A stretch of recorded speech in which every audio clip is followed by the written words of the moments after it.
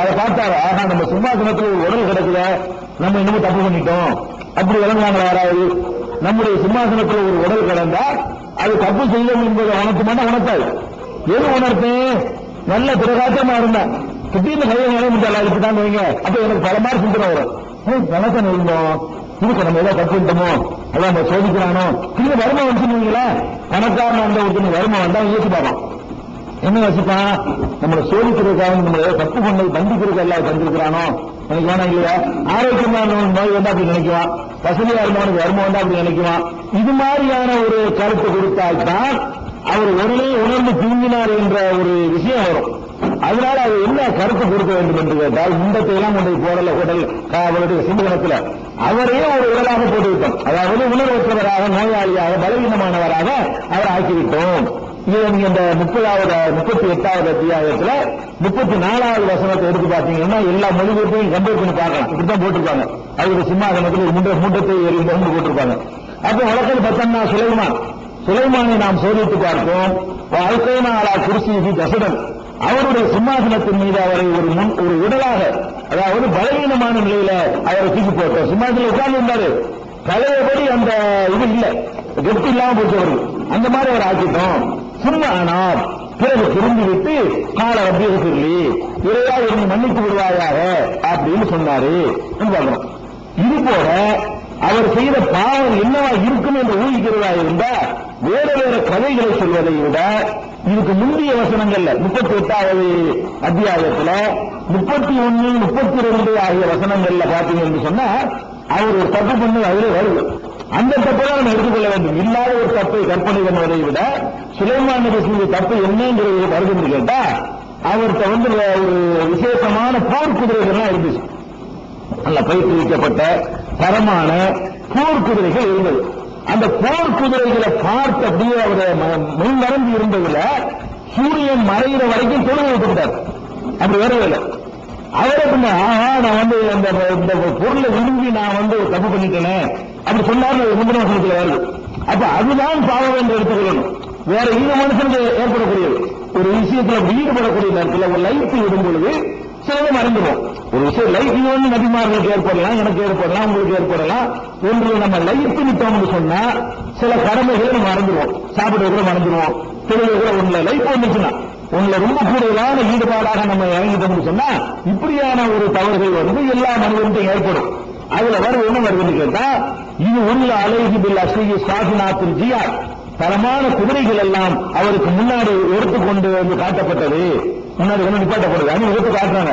அல்ல அவங்க வந்திருக்காங்க, நமக்கு என்ன அழகான குதிரைகள், யார்ட்டையும் இல்லையே அப்படின்னு அவர் ஒரு சந்தோஷம் வருது. அப்ப அவரே சொல்றாரு, இன்னிய அஹ்பப்து ஹுப்பல் கைரி அன் விக்ரி ரப்பி, என் இறைவனை நினைவு கூறுவதை விட்டும் இதை நான் நின்று விட்டேனே. அப்ப நினைவு கூற மறந்துட்டான்னு விட்டோம். இதில் ஆசைப்பட்டு என் இறைவனை நினைவு கூற மறந்து விட்டேன். ஹத்தா தவாரத்துபில் ஹிஜாப், அது சூரியன் மறைகிற வரைக்கும், சூரியன் மறைகிற வரைக்கும் நான் அந்த இறைவனை நினைவு கூறாம இருந்துட்டேனே. அப்ப சூரியன் மறைகிற வரைக்கும் அவங்களுக்கு ஏதோ தொழுகை கடமையா இருந்திருக்கும். ஒரு ஆசிரியர் அவங்களுக்கு ஏதோ ஒரு டயத்துல இருக்கும். சூரியன் மறைகிறதுக்குள்ள செய்ய வேண்டிய ஒரு வேலையை செய்ய தவறிட்டார் அப்படிங்கிறத சொல்லித்தான் அதுக்கப்புறம் அவரை சோதித்தவங்க எல்லாம் சொல்றான். அப்ப நம்ம அவர் செஞ்ச தப்பு என்னன்னா இதுதான். நம்ம ஓட்டுக்கிட்டு மோதிரத்தில் மாய மோதிரம் வச்சிருந்தாரு, அதுக்குள்ள கட்டுப்படுத்தி வச்சிருந்தாரு, அது சிம்மாசனத்துக்கு அடியில போசி வச்சிருந்தாரு. இப்படி என்னென்ன மாதிரி எல்லாம் அது கதைகளை அவர் கொண்டாடி கழட்டி கொடுத்துட்டு போனாரு. அது செய்தான் வாங்கிட்டு போயிட்டா பெரிய கதைகள் இருக்கு. கையில எல்லாமே பொய், அப்படிலாம் கிடையாது. இது அந்த இறைவன் கொடுத்த அந்த அருள்ல ரொம்ப சந்தோஷப்பட்டு இறைவனையே மறந்துட்டார். அப்படின்னு அவர் 38வது அத்தியாயத்துல 33, 32, 33 சொல்லிவிட்டுதான் அவரை சோதித்தவன் 34வது வசனத்தில் சொல்லப்படுது. அப்ப என்ன சோதனை என்பது நமக்கு அந்த வசனங்கள்ல இருந்த விளங்கும் போது நம்ம கதையை நோக்கி போக தேவையில்லை. இது ஒரு மேட்ரு. அடுத்த மேட்ரு என்ன கேட்டா, சுலைமான் நபியுடைய கடைசி மரணத்தை பத்தின மேட்ரு. அது என்ன மரணம்னா, அவருடைய மரணத்தில் ஒரு விசேஷம் இருக்கிறது. என்ன விசேஷம் என்றுன்னா, அவர் நிச்சய நிலையில மூத்தா போயிருக்காரு. அப்படி யாருமே எந்த நபியும் ஒரு மூத்தா போனது கிடையாது. எந்த இறை தூதர் ஒரு படுக்கையில கிடந்து அது மாதிரியான ஒரு நிலையில எல்லாம் மூத்தா போவாங்க. எல்லாரும் நம்மளே நின்று மூத்தா போவாங்க. யாராவது இல்ல ஒரு மயக்கம் படுத்துருவோம். அப்படிதான் அவர் மேல படுக்கை நிலையில தான் மரணித்து போவீங்களா. அப்ப இவர் எப்படி மூத்தா போயிருக்கார் சுலைமான் நபின்னு கேட்டா, அவர் நிக்கிற நிலையிலேயே அவர் மரணித்து விட்டார். அப்படிங்கறத குர்ஆன் சொல்லுது. எப்படி சொல்லுது கேட்டா 34வது அத்தியாயத்துல 14வது வசனத்துல நீங்க பார்க்கலாம். எப்படி வருதுன்னு கேட்டா, பலம்மா கலைனா அலைஹில் மௌத், சுலைமான் நபிக்கு நாம் மரணத்தை விதியாக்கிய பொழுது, அவருக்குரிய மௌத்து நேரம் வந்த பொழுது, மா தல்லகும் அலா மௌத்திகி, அவர் மரணித்ததை சொல்லித் தரவில்லை அவர்களுக்கு, ஜின்கள் சைத்தான்களுக்கு சொல்லித் தரவில்லை. இல்லா தாபத்துள் அருளி, கரையான் இருக்குல்ல, தாபத்துள்ள கரையானுக்கு ஒரு பேர். அப்ப கரையான்களை தவிர வேறு எதுவும் அவர் மரணித்ததை சொல்லித் தரவில்லை. எப்படி கரையான் சொல்லித் தருவது கேட்டா, தாக்குழு மீசாத்தகு, அவருடைய கைத்தடியை சாப்பிடுவதன் மூலம், அவருடைய கைத்தடியை சாப்பிடுவதன் மூலம் கரையான்கள் தான் அவர் செத்து போனதை சொல்லுது. பலம்மா கர்ற, அவர் கீழே விழுந்த உடனே தபையனத்தில் ஜின்கள் விளங்கி கொண்டு விட்டன, ஆளு போயிட்டாருன்னு சொல்லி. இப்ப என்ன விளங்குதுன்னு கேட்டா, சுலைமான் நபி இந்த ஜின்கள்கிட்ட வேலை வாங்கிட்டு இருக்கிறாங்க. ஜின்னு சைத்தான்கள்கிட்ட கைத்தடியை ஊண்டி நின்று கொண்டு வேலை வாங்கிட்டு இருக்கிறாங்க. கைத்தடியை ஊன்றி நின்று கொண்டு வேலை வாங்கும் பொழுது அப்படி வேலை வாங்குற மாதிரியே ஆள் மூட்டாயிட்டார். ஆனா வேலை வந்துட்டு இருக்கு, ஜின்களுக்கு தெரியல. நிக்கிறா பார்த்துட்டு இருக்கிறாரு அப்படி நினைத்து கொண்டு ஜின்கள் சுலைமான் நபி பார்த்துக்கிட்டு இருக்கிறாரு நினைத்து கொண்டு அந்த வேலை முடிகிற வரைக்கும் அல்லாஹ் அப்படி நிப்பாட்டி வைக்கலாம். அப்ப வேலையெல்லாம் முடிஞ்ச பிறகு கரையான் கொஞ்சமா அரிக்கும் இல்லையா, கைத்தடியை அரிச்ச உடனே மனிதன் 2 காலில் நிற்க முடியாது, எதுவுமே 2 காலில் நிற்க முடியாது. செங்குத்தாக நிற்க முடியாது, ஊன்றி வச்சால நிற்க முடியும். ஒரே ஆளுன்னு உளுந்துருவோம். நாம நிற்பதற்கு பேலன்ஸ் காரணத்தினால நிற்கிறோம். நம்ம உயிர் எல்லாத்தையும் நிற்க முடியாது. நம்ம ஒவ்வொரு வினாடி என்ன செய்யறோம், இங்கிட்டு சாயிரம். ஆனால் சாயும் போது அந்த பேலன்ஸ் பண்றதுக்கு எல்லாம் ஒரு ரசமட்டமால எல்லாம் காலில் வச்சுக்கிறதுனால சுவாரசியில் முடிக்கிட்டு இருக்கிறோம். அதனாலவே பிறந்த குழந்தை நிற்க முடியல. அது ட்ரைனிங் எடுத்தா நிற்க முடியுது. பிறந்த ஆட்டுப்பட்டு நிற்கும், பிறந்த கண்டுபட்டு நிற்கும். அதெல்லாம் 4 நாள் நிற்கிறதுனால பேலன்ஸ்ல நிற்கிறது இல்லை, அதுவே நின்றோம். மனிதன் பேலன்ஸ் பண்ணி தான் நிற்கிறான். நம்ம எப்படி சைக்கிள் ஓட்டுறது என்பது ஆரம்பத்தில் உள்ள கஷ்டப்பட்டிருப்போம், இப்ப நம்ம கையை விட்டுருப்போம். ஆனா உண்மையில பேலன்ஸ் எல்லாம் ஓடுது. நம்ம அறியாம உடம்பு எப்படி கரெக்டா பேலன்ஸ் பண்ணிக்கிறது, கையை விட்டுட்டு போவோம், ஒரு கையில விட்டுட்டு போவோம், ஒரு லந்து பண்ணிக்கலாம் போவோம், லோடு அடிப்போம், லக்கேஜ் ஓட்டுவோம். அதெல்லாம் எதுல ஓடுவீங்க? பேலன்ஸ்ல ஓடுது. ஆட்டோலாம் பேலன்ஸ்ல ஓடல. 3 வீலர்லாம் என்ன செய்யும், 3 வீலர் இருக்கும்போது நின்றுக்கும், அடுத்த இடத்துல நிற்கும். 2 வீல் உள்ளது பிறந்துடும். அப்ப மனிதன் 2 காலம் நிற்க முடியாது. அதுக்காக எல்லாம் என்ன பண்ணிட்டாங்கன்னா கைத்தடியை சொன்னால 3 காலம் வச்சுப்பார்.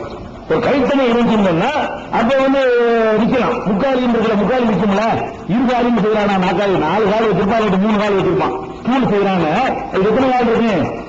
4 கால் இருக்கு, என்ன 3 கால் இருக்கு. 2 கால் இருக்குமா? 2 கால் இருந்தா அது 4 கால் எடுத்து அடைக்கிற மாதிரி இருக்கும். அகலமா விட்டு அதே 2 கால் இருக்கு, அப்படிதான் செய்யலாம். 2 கால் 1 கால கூட செய்யலாம், அப்படி வைக்கலாம் வைங்களேன். அப்ப அந்த மாதிரியான ஒரு அடிப்படையில சுலைமான் நபி நின்றுகிட்டு தான் இறந்து போயிருக்காங்க. விலகின உடனே கரையான் அரிச்சுக்கிட்டே வருதா, அது கரையான் ஒரு அளவுக்கு அரிக்கிற வரைக்கும் அப்படி நின்றுச்சு. உள்ள அப்படி குறைஞ்சிக்கிட்டே வரும். கரையான் அரிச்சுக்கிட்டே வருமா, பேலன்ஸ்ல வீக்கா பண்ணோன்னு பொச்சுன்னு கீழே விழுந்தார். சுலைமான் நபி நின்றுட்டாங்க. இப்படியோ பின்னாடி ஒரு பக்கத்துல சைடுலயோ எந்த மாதிரி நம்ம கற்பனை முடியும். விழுந்தாருன்னா அவ்வளவுதான், இப்படி விழுந்தாரு விழுந்துட்டார். விழுந்த உடனே தான் ஜின்களுக்கு தெரியுது, ஆகா நமக்கு இந்த மறைவான விஷயங்கள் தெரிஞ்சிருந்தா இந்த மூச்சா பண்ணதை தெரிஞ்சுட்டு அப்போ எடுத்துருக்கிறாங்க, தேவையில்லாமல் அதாப்புல கிளம்பிட்டு இருக்கிறோம். இவருக்கு பயந்து இவருக்கு நல்லா கஷ்டப்படுத்தி கொடுத்துருக்கேன், இவருக்கு சுலைமான் பார்த்துட்டு இருக்கிறாருன்னு சொல்லி பயந்து கொண்டு பெரிய வேலைகள்லாம் செஞ்சு முடிக்கிற வரைக்கும் எல்லாம் நிப்பாட்டி வைக்கிறான். அதை கரெக்டா அந்த கரையை அடிச்சு முடியும், வேலை முடியும் கரெக்டா. அப்ப அது சொன்னது எல்லாம் சொல்லி காட்டுறான். எப்படின்னு கேட்டா, பலம்மா கலையினா அலைஹில் மௌத், அவருக்கு மரணத்தை நாம் ஏற்படுத்திய பொழுது, சுலைமான் நபிக்கு மரணத்தை ஏற்படுத்திய பொழுது, மா தல்லகும் அலா மௌத்திஹி இல்லா தாபத்துள்ளவர்கள், அவருடைய மரண செய்தி மரணித்ததை கரையான் தான் அவர்களுக்கு சொல்லித் தந்தது. எப்படி சொல்லித் தந்ததுன்னா வாய்நலவை சொல்லிக் கொடுக்கல, அது சுலைமான் நபிக்கு தான் அந்த ஆற்றல் எல்லாம் கொடுத்துருந்தான். எப்படி சொல்லித் தந்தது என்றால் தாக்குள் மின்சாக்கள், அவருடைய கைத்தடியை சாப்பிடுவதன் மூலம், அரிப்பதன் மூலம், சாப்பிடுறது அரிக்கிறது. இப்ப கரையான் கைத்தடியை அரிப்பதன் மூலமாக அவர் மரணித்ததை சொல்லிக் கொடுத்தது. பலம்மா கர்ற, அவர் கீழே விழுந்த பொழுது தபையனத்தில் ஜின்கள் விளங்கிக் கொண்டன. அல்லவகானும் ஏழமோனல் வைத்த மறைவான விஷயங்கள் நமக்கு தெரிந்திருந்தால் மாலபிசுக்கு அதாபில் இவ்வளவு பெரிய அதாபுல ஒரு வேதனைகளை மாற்றிக்க வேண்டியது இல்லையே.